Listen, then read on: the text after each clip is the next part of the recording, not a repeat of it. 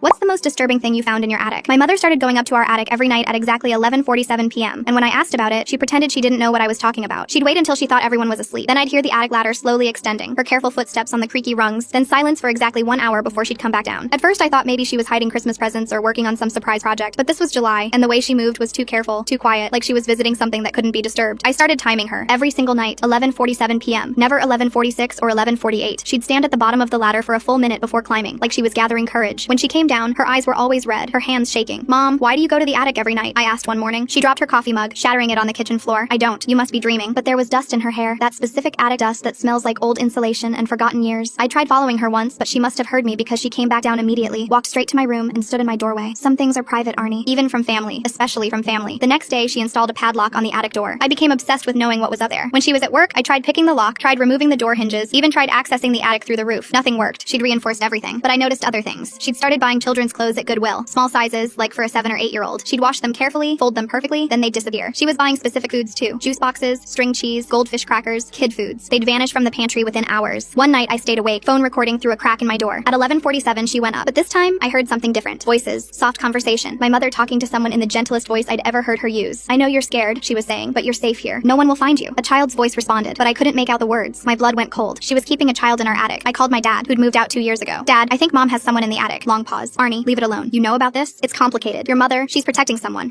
who can't protect themselves. That's all you need to know." But I had to know more. I searched Mom's room while she was at her book club, found a folder hidden behind other files labeled insurance docs. Inside were newspaper clippings from 3 years ago. Local boy, 8, missing after house fire. Parents die in blaze, child's body never found. Investigators suspect arson in deadly fire. The boy's name was Tommy Fowler. The photos showed a small kid with a gap-toothed smile. His parents had been killed when their house was deliberately set on fire. Tommy was presumed dead, but his body was never recovered. At the bottom of the folder, he saw who did it. They'll kill him if they find him. At 11:47, Mom appeared with her keys. She saw me and froze. "Mom, is Tommy Fowler in our attic? How do you— 3 years? They're still looking for him. The people who killed his parents. Sirens. Everywhere. Getting closer." Mom's phone rang. She answered and went white. "They found us." She ran to the attic door. "We have to get him out now." But when she opened it, Tommy wasn't there. Instead, there were dozens of monitors showing every room in our house. Recording equipment, files on 20 different missing children, and a note in Tommy's handwriting. "Your mom didn't save me. She took me, just like she took the others." Full story on the channel below.